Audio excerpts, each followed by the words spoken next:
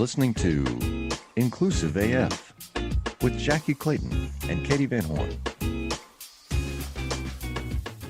Hi, I'm Jackye Clayton. And this is Katee Van Horn. And welcome to Inclusive AF. I decided we need the cat lasers. We're always laser cats every time. I like it. That's awesome. So today, let's talk about it. So the last episode we talked about how diversity, equity, and inclusion programs or D&I programs or IDB programs, whatever label you put on it, that how they can fail. And there are, as we call the episode, a bazillion ways that they can fail. But today, let's talk a little bit about something very, very good. Okay. It is very, very good. Very, very good. Well, I didn't know if you were going to say or if I was going to say. You go. Well, what we're seeing is more commitment to diversity. That's what I love, that we're seeing the commitment. What we need to talk about more is, what does that commitment mean? For example, in case there's some confusion, this past year, Google said, we're going to increase total diversity to make sure that there's 30%. We're going to increase it to 30% across the board. And so they also said, we're going to open businesses in Atlanta and North Carolina and DC as part of our commitment to make sure that we have more underrepresented people, which implies that Black and African American are the people that they're targeting, right? So then Facebook says, oh yeah, we are too, and we're giving 172 million, and these numbers aren't 100%, 172 million to Black-owned businesses. And I was like, okay, but what are you doing for diversity? What are you doing for diversity? That's great that you're increasing your suppliers, but what's your actual plan? Like, your corporation is in San Francisco. It's very expensive to live there. The majority of Black software engineers are in DC. They're not in San Francisco. All of the HBCUs are on that side of the world. They're not on this side of the world. How are you making that commitment? And so what's funny is, not only they make the commitment, and sometimes they don't have those plans, but then they're like, we're making this commitment. And they're like, okay, HR, go. Like, how do you do it? So we want to talk about CEOs that are making these pledges and their commitments, and talk about some of the things that are working, some things that need improvement, and how that seems to be playing out, especially in this pandemic remote working world that we're in. Yeah. And I think the piece that I would add to that is, you're talking about two of the biggest players in the world, but this is also something that smaller companies made commitments after some of the social justice issues that happened this past summer. And even, in the face of the pandemic of like working remotely, and you heard a lot of companies say, we're going to recruit from anywhere and it's going to be great and everything's great because we're going to be able to hire these folks that are from historically marginalized groups. And that's awesome. And the commitment of, hey, we're going to get to 30% of non-white employees. That's a great goal to have. But then you also have to look at kind of, where are those roles? To your point, exactly, like, where are they going to sit?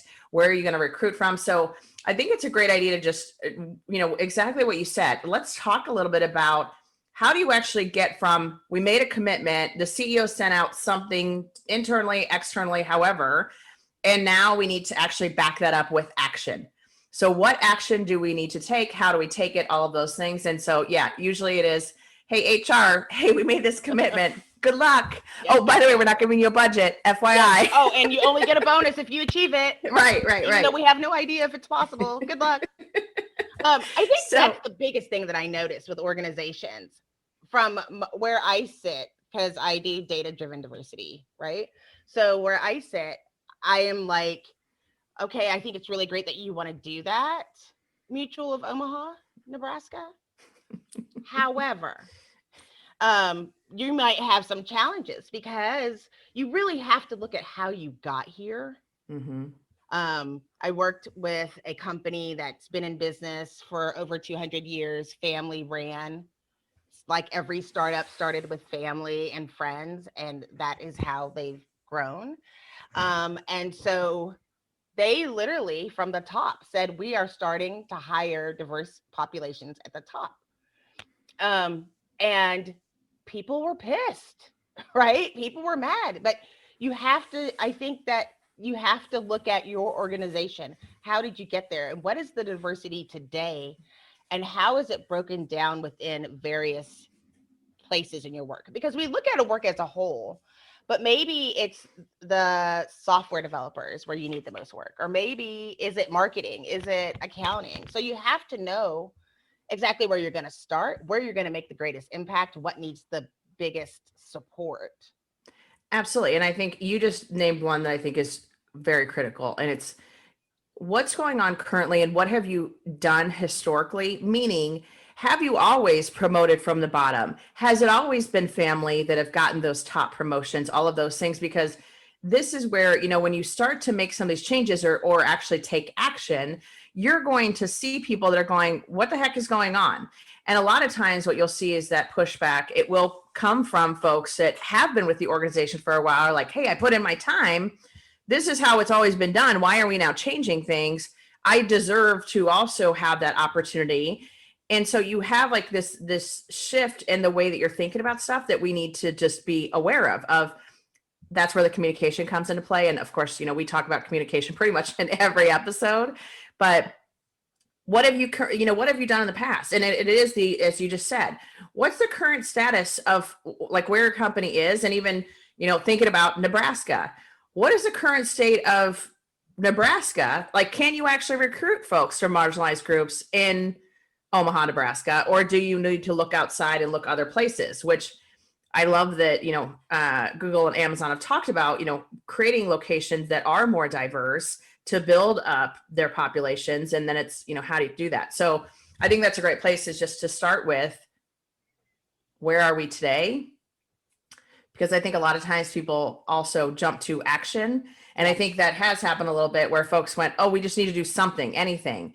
And versus like, okay, let's pause and actually like assess where we are. And like you said, you are our data person, and like know your data, understand what that data means and how that will impact all the things. And what is the culture? You have to measure what the culture is. And I think that's difficult. And it usually starts with like anonymous surveys, because you can't be in all places. There was another organization, and I always name names. Should I not? Am I going to get in trouble? We're not going to get sponsors from those people ever. But there was a large rental equipment company. Mm-hmm. They started a diversity initiative. Their company. Did anyone just actually start thinking, who could it be? Who could it be? Because that's immediate. Like, I'm going through my mental Rolodex of what company could you be talking about, but I'm going to pause on that and I'm going to refocus, Jackye. Yes, okay, please, go. It's not come one back, of the ones back to Jackye. Back to Jackye. Here, center. So they decided they needed to add more women. The company is 90% men. And they decided that they were going to do it by starting with their sales departments with the recent college grad women. And I said, well, that's a hashtag Me Too moment waiting to happen. I was like, I'm calling 911. I am calling 911. Because one thing that people don't know, the Good Old Boy Network, people love and thrive in those organizations. If they, Huck and Jethro and Billy Bob have been there for a long time and they feel comfortable in that environment. I mean, I've gone to organizations where they're like, oh, there's a woman here, we can't talk. And that's what their culture, they don't even know. They don't even know what that culture looks like, because it doesn't seem weird to them. And it's one of those things like, no, you have to start at the top so someone can hold you accountable for the things that you're doing at that level. We've all been 22, 23, 25 years old. You don't speak up. You don't know that this is inappropriate. You think it makes sense that you always are going to dinner and that's your whole job. Isn't that great? Well, And not only that, but I think there is, when you're in a sales role, it's also you can have customers at times that will tell you what an expectation of a sale will be. And Mhm. for a 22, 23-year-old young woman, that can be unsafe. And that is not to suggest that, women cannot hold their own, but at the same time, to your point, and nothing against Huck or Jethro, did you say? Or Billy Bob. Or Billy Bob. They all sound like lovely people. But to your point, it's the power dynamic. And that's that, who's in the place of power, in the position of power, and who's going to be in that group that's going to go, oh, I can't say anything because this is just how things are. And not knowing any better, not knowing that, no, actually it's not. That's not what the deal is. So yeah, no, I think that's terrifying. It was terrifying to me. But it's like, as you're saying, it's not that these people aren't qualified. It's just that is not a safe environment. And No. like, the world famous philosopher James Brown once said, don't start none, won't be none. Amen. So that's frightening. And I don't think HR could do anything about it. Like, they have to put the kibosh. They have to push back on the top of the organization. And a lot of people in HR are going to have to push back and give people the real numbers, the real numbers of what's going on in the company. And you're going to have to make a culture shift. Yes. And the real deal of like, hey, this is also, and I think, I've been an HR business partner for 9,000 years. So this is also the courage and credibility, like where those come into play, to be able to say, all right, let's just walk this through. How, like, and I'm always a person that kind of jokingly say when I'm talking to leaders, I'm going to play out like, what is the worst case scenario? And your internal legal team will also do this with you, where it's what's the worst thing that could happen that could put us into jeopardy? And that's where you sometimes have to go, which isn't great, but it is one of those like, hey, we need to be aware of that. But then I think there's also what is your response going to be to those leaders of what are you going to do instead? Because I think that's also where sometimes as HR we fall short, is we go, no, you can't do that. Right. End of sentence. Versus let's not do that, but have you thought about this? Are there things that we could do instead? And giving them, because here's the leaders don't know what they don't know. So it is also like they're asking you, or they're saying this is what our plan is, because that's the best thought that they came up with.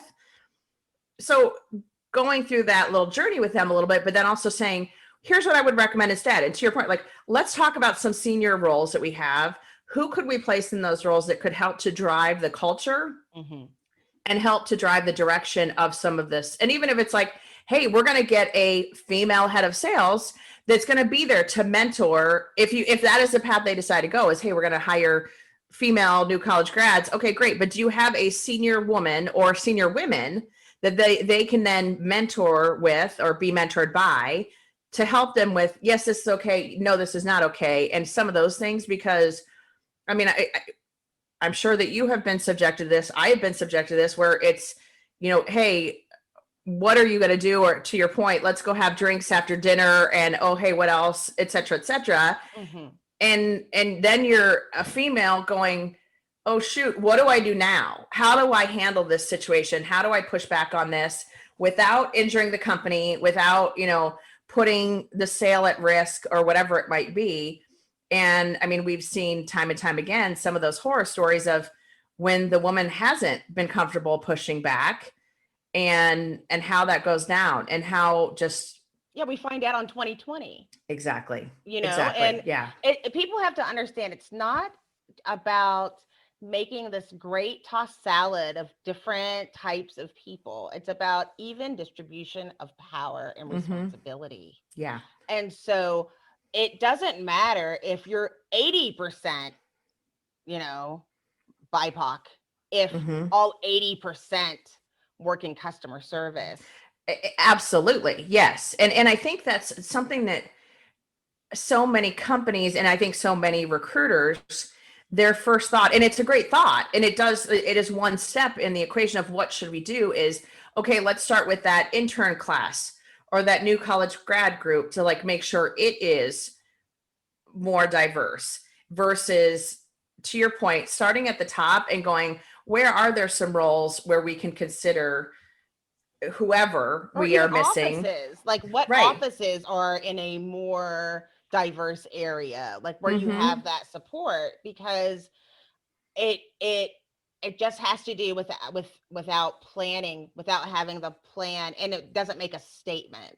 Right. And I think if you're going to be making a statement, it should be followed up with an action plan. Mm-hmm. So I think it's great that people have this in response to. We've seen a lot of it in response to, especially George Floyd, Black Lives Matter.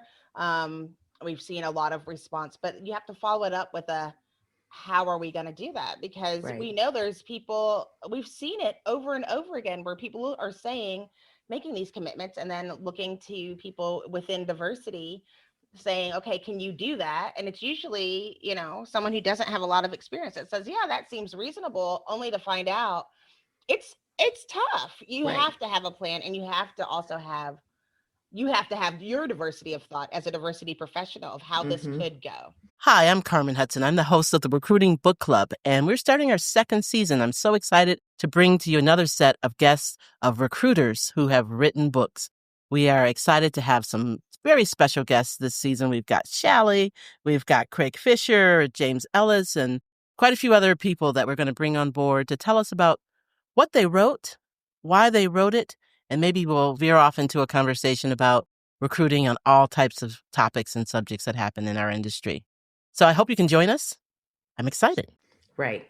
No, and I think yes, because I think that's the other piece is one of the things that I have heard over the years, and being a leader in HR, being a team member in HR, is how do we get more diversity? And it's like, okay, well, also let's look at our own like our own team. Is our recruiting team all white people?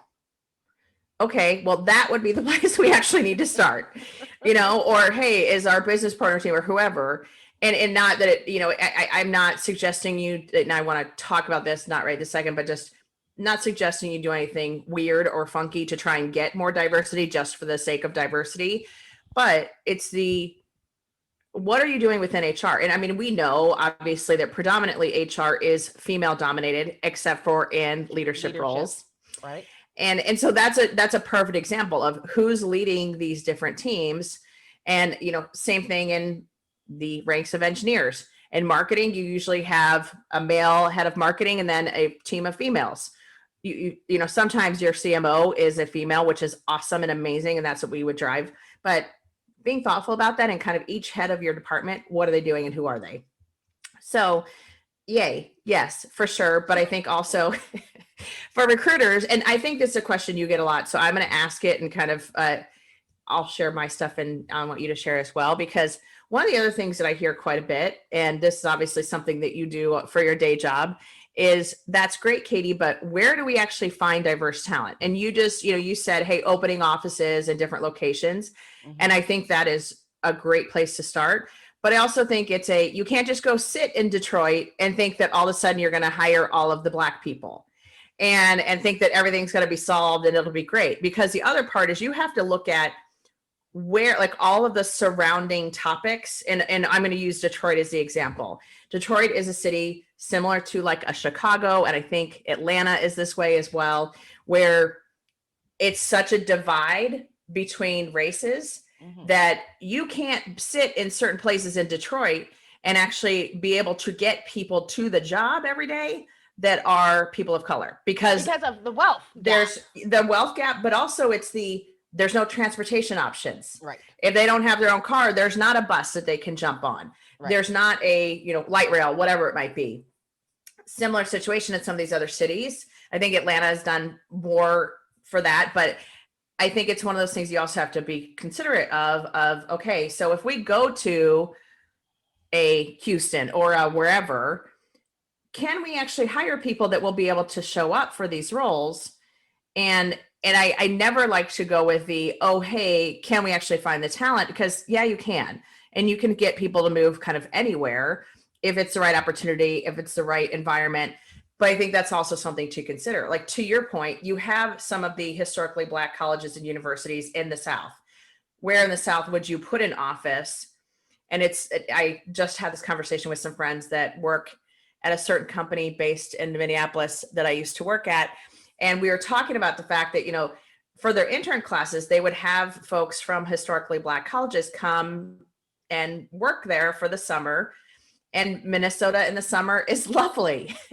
But those people never stayed because they would hit the first winter and be like, what in the world is happening here?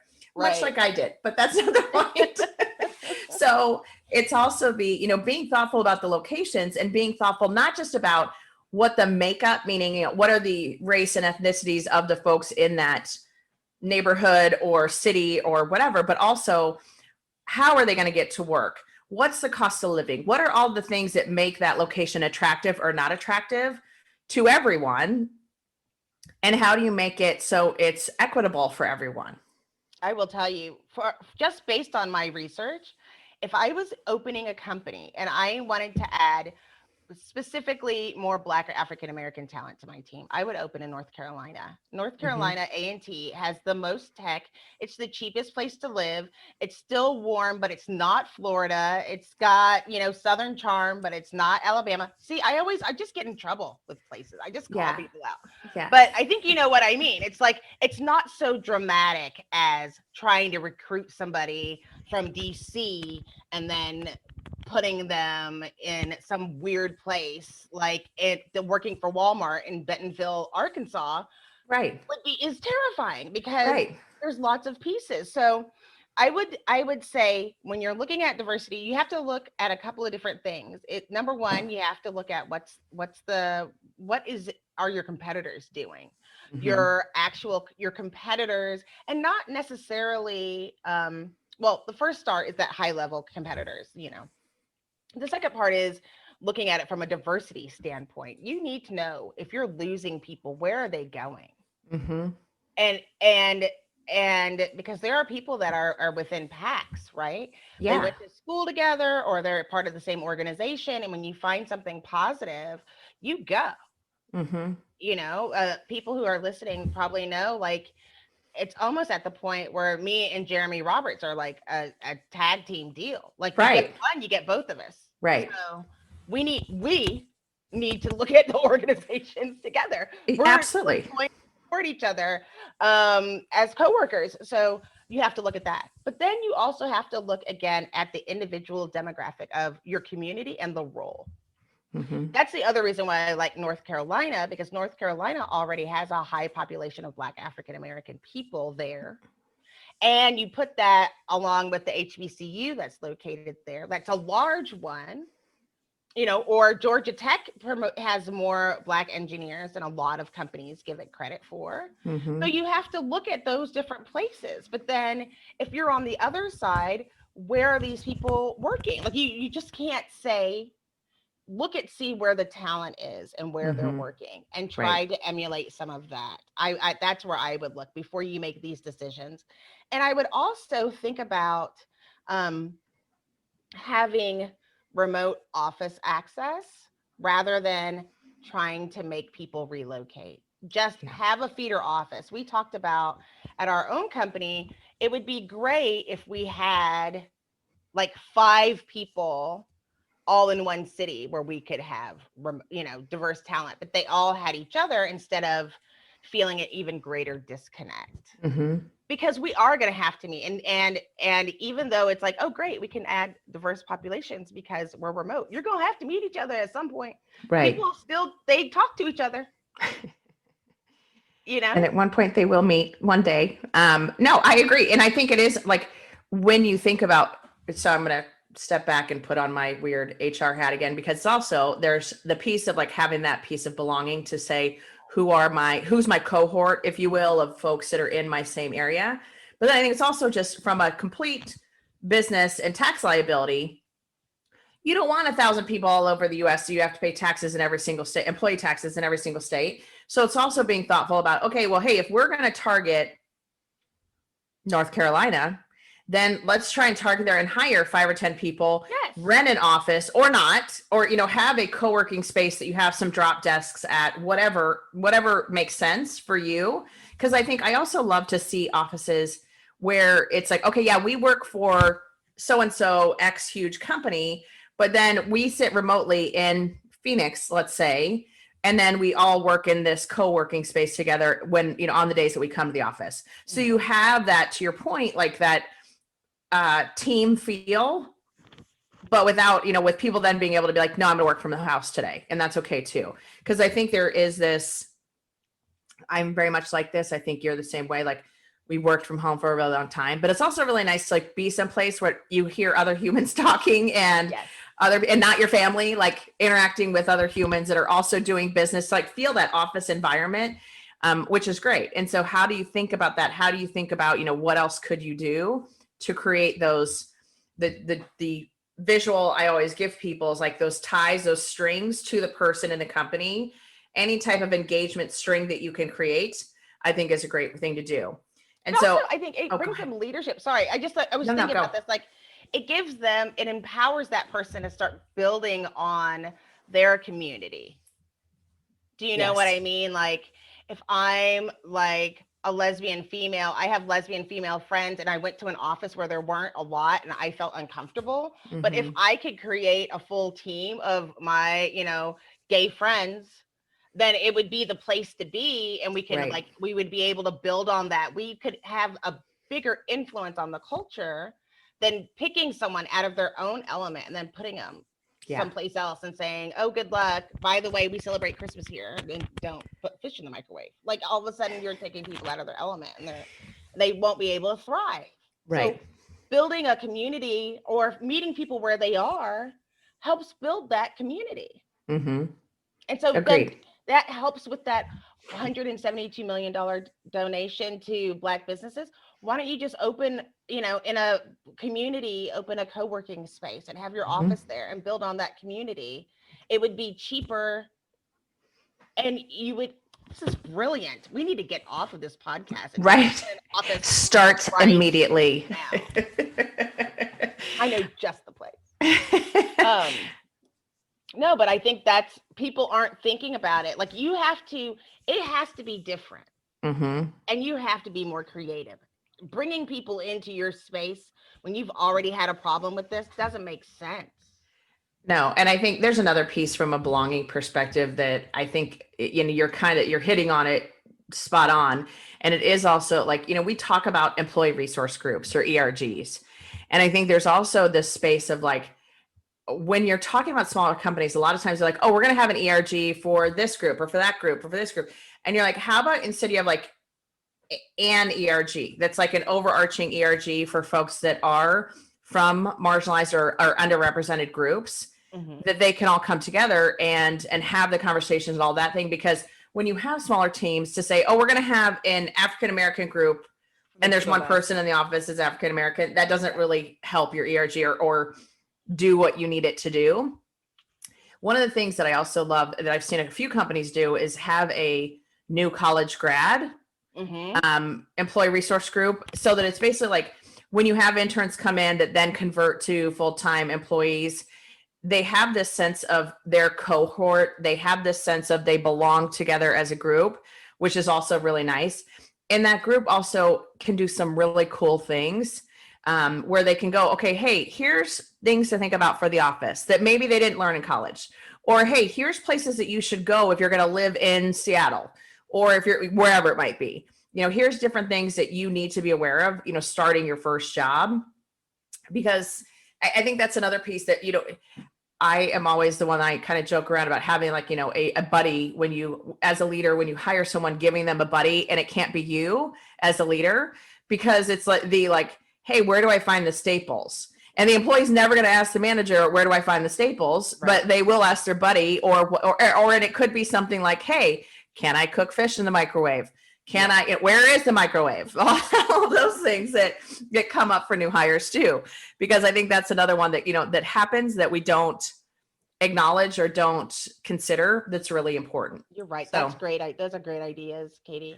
And I think it almost should be a part of the onboarding process. You're still courting your hire. And I think it makes sense. We have to fix onboarding, because I have not seen one person nail it during COVID and remote stuff. And the impact is huge on these people. There's been a lot of hires I've noticed in various pockets. The people who are hiring are hiring. Yeah. So they have all these people, and then they've started remote, like, like we've said, I've been remote for over 10 years. I don't even know what an office looks like. If someone asked me to come into an office, I would probably look just like that. Like, I wouldn't get dressed or anything. I'd be like, hey, what? We'd be putting my makeup on at my desk. But I think that, we really have to, you can't learn the lay of the land until something weird happens. Right? Like, we just did our like Secret Santa. I always, and I'm inclusive AF. Like, I was like, why are we doing a Secret Santa? Like, we shouldn't do Secret Santa, and not everybody celebrates Christmas. And I saw this post last week that said, Happy Hanukkah, Merry Christmas, and Happy Diwali. I was like, Diwali's like in April. Like, why are you like, why, who, what? I was trying to learn about how you can do holidays different at organizations. And you have to understand, like, those are the things, there's certain things that you don't find out till too late. Now, if you're on the candidate side, you need to ask questions, or if you have days that you're just not going to be there because if you celebrate, you have to let people know. And it would be cool to say, oh, well, we would like to celebrate that with you. Can we participate? What can we do to support you? Because those are the things that create family. And I know work's not a family. No, yeah. But yes, because I think this is part of it too, is that then that also kind of eliminates wow, I don't know what this even is. So I just recently, I was researching Kwanzaa because I'm like, I don't even really know what it is. Like, is it a religious holiday? And so I started digging in on it, and I was like, oh my goodness, like, this is really cool. But ask anyone on the street, what's Kwanzaa? And they're like, what are you? I don't know. I have no idea. And so like doing some of that research and understanding that is also, I think that's a huge point of like asking your employees. But I think all of what we're saying also comes down to exactly what we're talking about. So this is going to be very meta. Are you ready? Dun, dun, dun. It's almost, you have to have a group of folks you bring together to say, how should we do this? What would be helpful? So going back to that survey concept, but I also like the whole idea of a brainstorming session with a group of diverse individuals to say, what would be helpful? What would be good? When we're onboarding new hires, what would have been helpful in your first 90 days? I'm right there with you I'm talking to a bunch of people that are like, I've never been to the office other than like, when I saw it on Zoom, when I was interviewing with so-and-so, and I'm like, okay. So it is that like onboarding piece, but are you talking to folks to say, okay, as we think about these commitments that we've made, here are the 5 or 10 or whatever commitments that we've made. What are we going to do about these things? And having a group of individuals come together, because I think that's the other thing that HR does. God bless us. I am one of you, so I cannot talk. I mean, I talk a lot of smack about HR, but I am also an HR person. So it's I can't solve this on my own or figure out all the answers on my own. I have to ask other people, and getting that brainstorming session or sessions into play to say, what would be helpful? Like, what do you see that would be important to you? What's not here? All of those things. Like, what are we doing about that? So I think that's the other piece that is really important, is not just HR going off and doing the things. Right. And not just listening to what the CEO or C-suite says, but also going and talking to the employees. Like, hey, we made a commitment to do this in the community. What does that look like to you? Or what would be helpful to you? And I hear leaders say, well, I don't want to ask because then if we don't do those things, then they're going to get mad at us. And I'm like, no, if you explain why we're doing it and having the conversation and asking the questions, be transparent. Yeah. Just be transparent about it. Like, hey, we don't know all the answers. We need help. And so we would love to ask people in. I was thinking about doing this at my company of just having, hey, we're going to start a channel. I start diversity resources, but then we have like a fun committee. So it's like, we're going to have a diversity committee for people that want to promote and support me in my diversity efforts for the whole company. Yeah. Because we can't be in all places. And I also think you talked about the buddy system for onboarding, but I think it would be smart to have a buddy system for diversity and have people yeah, circle around to get to know each other on a more personal basis, and start with like department versus department. Just hook Yeah. everybody up to have a little, even 30-minute coffee talk once Yeah. a week means so much, because then you are doing more for the world by doing that than just by throwing people who will never fit in with a bunch of other people. Yeah. And I love the idea of kind of that, um, the way that it was labeled at one of the organizations that I worked at was GTK. So you had your get to know or GTK conversations when you were meeting new team members. And it was just like, and it wasn't a tell me the work things. It was tell me about you. Like, who are you? What's your Yes. story? All of those things, because that's actually how you form those bonds. And then that turns into, who do I need to call to get this thing done? Oh, I know Jackye over in accounting, and I can call her and she has the answer to what I need or can help me get to the right person or whatever.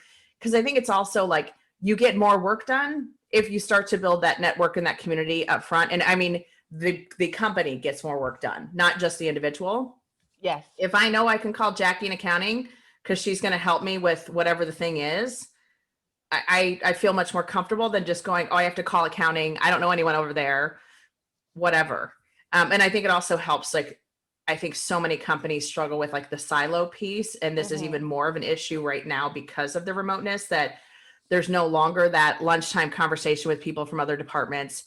You're so heads down and talking to the people on the meetings that you need to get work done on the Zoom. And that's all you're talking to. You're not talking to anyone else from any other department. And so it's those get to know you conversations. But as you just said, like a coffee once a month or a whatever it looks like, a virtual coffee or whatever, to make sure that you can continue to build those relationships, because it's really, really hard on both ends to onboard and to be onboarding someone in this environment. So, Helps okay. keep people So accountable. You have to be accountable. yes. And everybody can say, hey, that Christina girl, I don't know if this is going to work. If like I don't know if she's not going to be on the diversity committee. I'm just saying. Right. And you can help foster, but it also helps Christina think, oh, maybe I should be more open, or I should try to embrace this change without having preconceived notions that I made up in my head, because that's what bias is. Right. And I think, so, okay, all of those are awesome. So we have our list. What else would be on our list of commitments that we have made? So we've made a commitment to hire more people from underrepresented,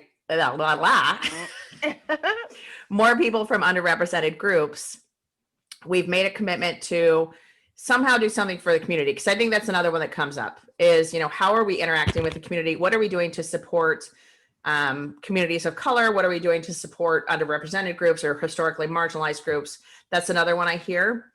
And so it's also like, what are we doing out in the community? And I think that is such also for candidates, so important right now.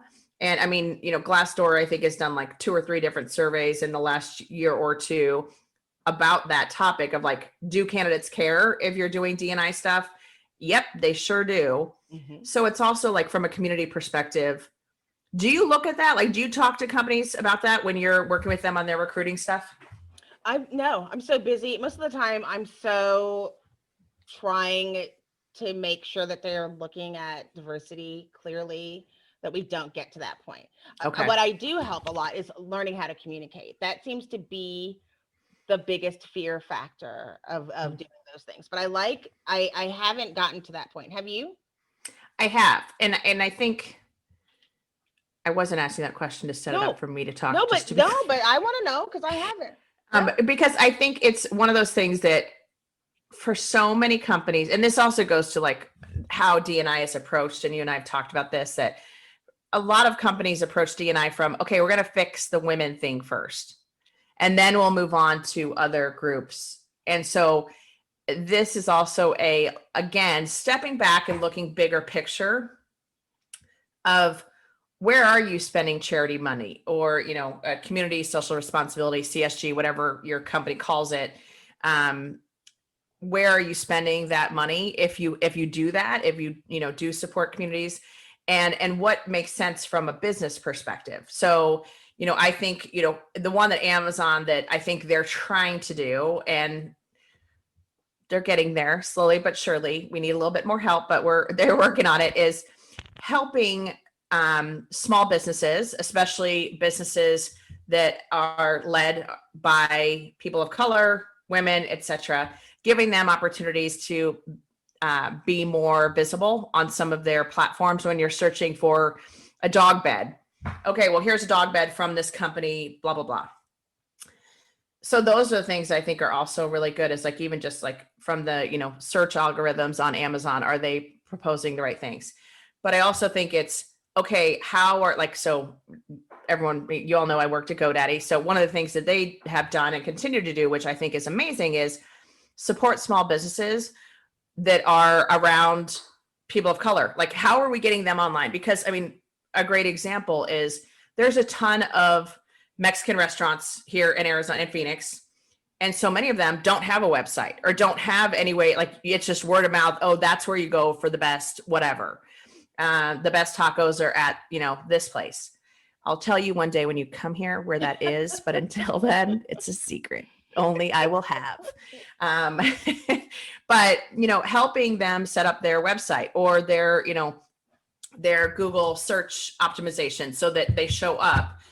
Those types of things are so important, and people don't think about that. So it's also like, what does your company do, and how could you support communities of color? How could you support? And so, like, it's all, okay, hey, we're an LGBTQ community. Okay, how do we support other LGBTQ businesses? And vendors, because a lot of people are diversifying their vendors, but they don't ever tell the company, yes, hey, these are the vendors that we're supporting. We're looking for other vendors. And you just made me think, like, why can't we pick that on Amazon? Hey, this is William Tincup, and you should know about the You Should Know podcast. It's a topical, fun podcast with Ryan, myself, and a guest, or guests plural sometimes, and we tackle the most timely topics of the day. Give it a look, give it a listen, and subscribe. Thanks. I mean, we can pick everything else. You can pick who sells it, or, all the other things. You should be able to pick minority-owned businesses, women-owned businesses, because you want to be able to support, since they seem to have a racket between them on Walmart. It'd be nice to be able to have that as an option. Yes. And I think, I feel like I just saw something when I was looking for holiday gifts. I think it was Etsy, if I'm not mistaken, that you can actually like check a box of like, is this a women-owned business or a, I think they have it labeled as minority-owned business, which is, a little bit of a, it's a little cringy. It makes me a little annoyed, but hey, it's a step in the right direction. We're working on it. But like, that's the type of stuff I think it should be something that is done. And like, so I'll tell you another story that I think is really cool, and it's now being spread. So one of the clients that I work with, that's a nonprofit, they just started adding salary ranges on their postings, which is like, dun, dun, dun, like a huge deal. And so now they're encouraging other nonprofits to do the same thing, and like have sent notes and then like sent me like, hey, they agreed to do this. Isn't this cool? And it's awesome, because it's that transparency, and that like, how do we help like really focus on some of these things? So it takes the community, and it's the whole, hey, it takes a village kind of thing, where what are you doing? And then how are you passing that, or like paying that forward to get other folks to do it? And some of it is, I mean, like, not that that was in any way like a shame thing, like, oh, we're doing it, you should too, but more from a, hey, we're doing this, you should totally do it too. It would be awesome if you were a part of this as well. And like, how great would this be if we could just have more transparency? So anyway, so like, I think, but the vendor thing, oh my goodness gracious, Jackye, that's a huge one. And that one I get so excited about, because I think so many companies, if there was just that shift, and really like a shift in awareness more than anything, that is a huge deal. Yeah. If you are using a marginalized company, and I'm saying that's probably not the right language to be using, but but you understand what I'm saying. Like, how could you have them identify, yes, I am an LGBTQ owned business or a women owned business, or, all the things that we can get registered as an organization. But thinking about that from your procurement perspective, and like having the team like, hey, we need to be tracking this, and and being aware of it. So it does so much. The thing is, like, because that's the other part of the even distribution of power does equate to the even distribution of money. The gap is about to get huge.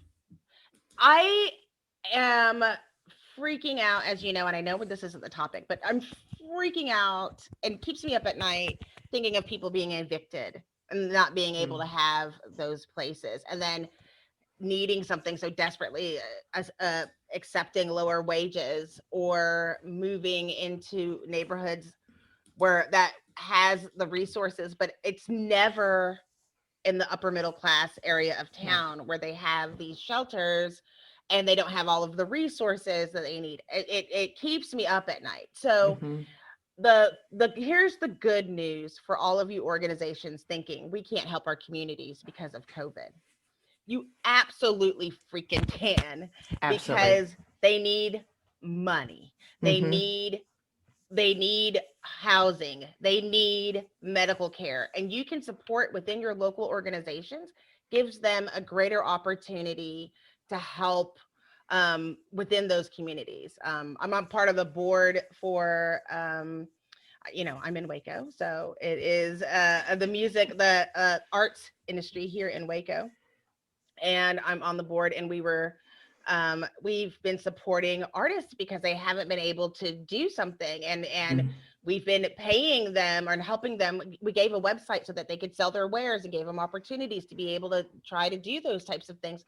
There's a lot you can do, and you just need to dig deeper. But if you have the ability within your organizations, that's where you need to look within your communities, because it's going to get tough. Food, housing, healthcare, shelter, support those within your local communities.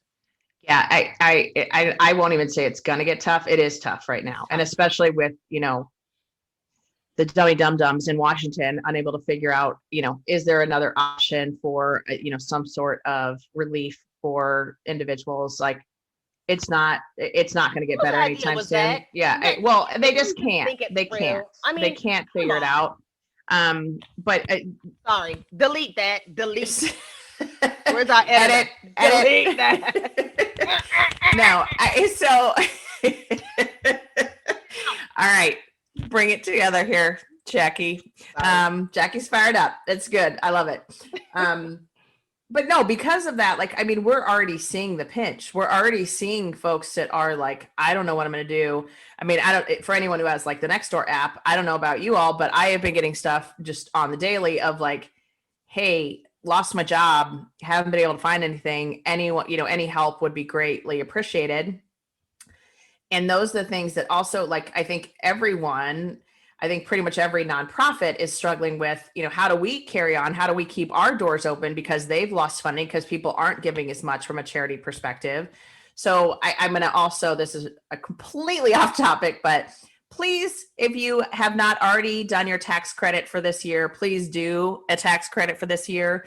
It's free money for that organization. You get the money right back. So do it. It's important.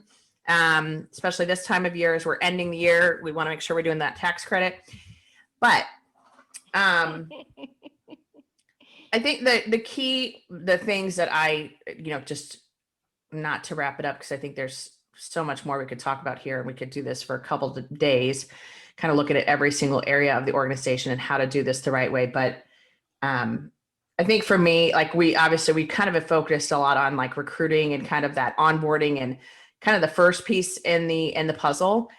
And I think the other one that I would love to ask you about is, where do we find, so we talked about kind of moving locations and having locations in places where there is more diversity, but where else? So I'm a recruiter sitting in Waco, Texas, let's say. I need to find people. They can be remote, but where do I find people that are part of not or underrepresented groups to come and work at my jobs that I have open? And yes, this is slightly a plug for Jackie's day job because she's done some cool stuff. So I'm going to ask you to talk a little bit about that. But where can I source for people? Yes. So I work for Seek Out. That's why Katie's saying that. And that's part of what we do.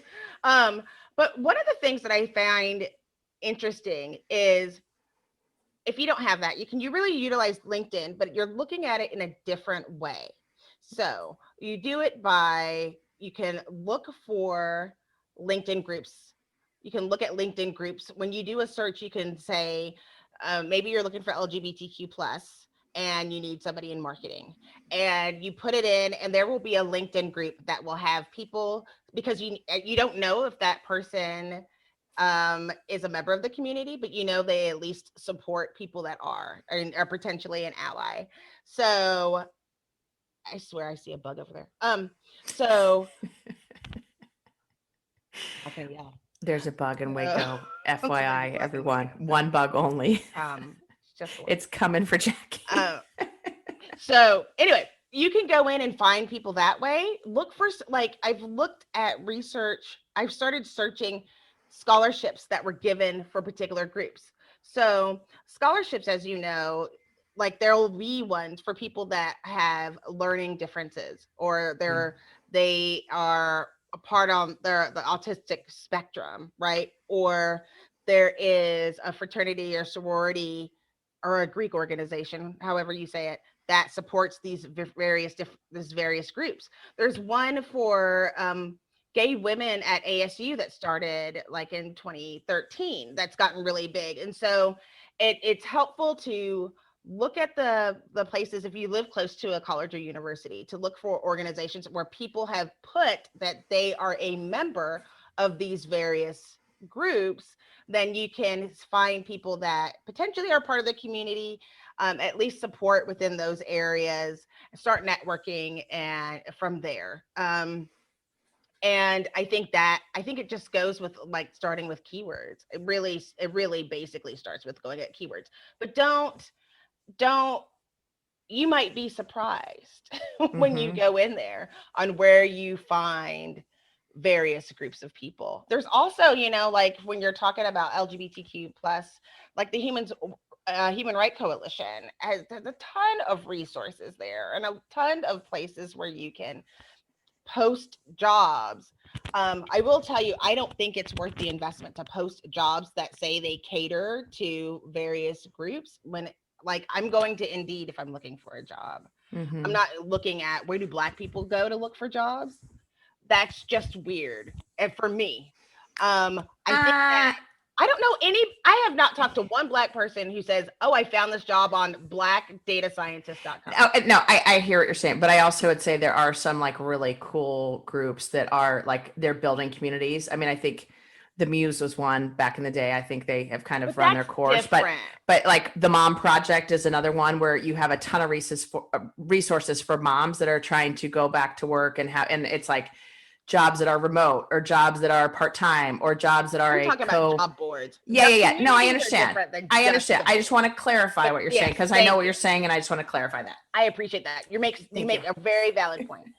There are communities that cater towards the whole person, not just somebody who's post and pray here. But I will tell, it is active. We talk a lot about employer branding and a lot about attraction. It really has to be proactive on your part. It is it takes a lot of work and research, but the good thing is once you find these various sources, you can just tap into them all of the time and ask for various spots. But also look at other organizations that already cater to that particular group. If it's just you look at people that are online, if you're talking about Microsoft, Google, Facebook, Apple, they look at each other's who they're hiring because they compete from a tech standpoint. So is there a group? And I utilize Seek Out for it, but it's what company already caters to the group that you think that you need more people of at your organization? Yeah. And I love what you said. Well, I love everything that you said, but I love what you said about universities going to the Greek system and understanding what fraternities and sororities do they have that are for specific groups. And then also going to those groups versus ASU is having a job fair, so let's go to their job fair. go to the schools, meaning like so at ASU, you have an engineering school, you have an arts school, you have a, whatever, going to those specific departments or whatever they call them, and starting to really dig in versus it being a one and done. I went to the job fair, didn't hire anyone, so we're done now. And also I think it's a like look in your backyard situation too, where I think for so many folks, they're trying to go, and we've talked about this, like you don't have to go to Stanford to find good engineers. You don't have to go to MIT to find good engineers. You can go to your, local schools and find amazing talent. And how cool is that you're going to, the likelihood of someone, I'm here in Arizona, the likelihood of an ASU student working for a company in Phoenix right out of college and growing their skill set versus losing that talent to another state because there's no jobs here. Like you want to, keep them home, as much as possible. But then I think there's also another thing that you said there that was just like, how do you think about this search in just a different way? Because I think for so many people, it's like, oh, I looked at engineers and I couldn't find anyone. What else are you doing? And I know there are also a ton of bad habits on LinkedIn that I would highly discourage. Like, I mean, you've seen some of the like, oh, do a search for names that are historically whatever. Like, ick. Please don't do that. Like, no. It's just yucky. The top 100 names only brings back 20% of all females in the United States. The top 100 names on the census in the United States, the results only bring back 20%. 20%. You may as well just look for Marias. Just look for Maria and then break that down because it's gonna be, and I think that, I mean, I'm just saying it's not focused, focus your target on there. If you would get 20% by just looking by one name. Well, and it's also so unreliable. I mean, like what the suggestions that you're giving, there's a much higher likelihood that, hey, I was a part of a Greek system or, a sorority that is for Black women, right, is a much better search versus Maria. Because Maria could be Italian. Maria could be Stephanie, a lot of things. Roxanne. Yeah, she could be a lot of things. And so like, if you truly are doing this and doing this the right way now, those I think are all like in the recruiting family. I think we need a part 2, if you don't mind, Jackye, if we could do a part 2, and this will be more like the commitments that you're making as an organization, kind of the internal commitments once you have them on board or before you have them on board. We're just bringing the horses to water. How do we make Yes. it? Because how do they yes. We can, I think I told you I was looking at a very large organization that everybody has heard of, and they've lost more Black software engineers than a company could wish to hire in a lifetime. It was like 600 in the past 5 years, 2 or 5 years. I was shocked. And yet they keep saying, oh, well, we have to recruit diverse talent. You have a problem keeping diverse talent. Amen. Absolutely. So don't start, right? Get the numbers. All right, settle down. You are fired up today and I love it. Hungry. Maybe that's what it is. I'm hungry. Okay, so Jackye. Ma'am. What is your one tip, and kind of keeping it in this recruiting lane or, sourcing / finding talent? What's your one tip from this episode that you want folks to do tomorrow? Get the data first. And your company has it. You have to ask for it. But get the data first. Before you jump in, you have to know what you're working with. That's what I would say. Get the data, find out where you stand as an organization before you jump in. I'm going to piggyback on yours for mine. Get the data, and you're talking, I think, about demographic data for the most part. Yep. I'm talking about the engagement surveys. What is the sentiment of the employees today to be able to inform on what you should do. So get the data, and that could mean, wow, we didn't ask these questions on a survey. Let's ask now. Because I get 2-3 calls a week. Hey, what survey questions should we ask to find out, what people are feeling around diversity? I have one. how are you feeling about diversity? A, great. B, we have a diversity? I will pay you for this as a consultant. Good job, Jackie. All right. So we will be moving into episode number 2 on this same topic here. So this is part 1 of 2. Could be 2021 for the It next could be. part. It This will could be 2021. Yeah, you will be hearing this in 2021. So this is a great way to start off your year, is get to getting on the data, people. All right. Thanks for joining us. This is Katie Van Horn. This is Jackye Clayton. And this is the Inclusive AF podcast. We love you. You're our favorite. Happy end of 2021 and Happy New Year. Woohoo!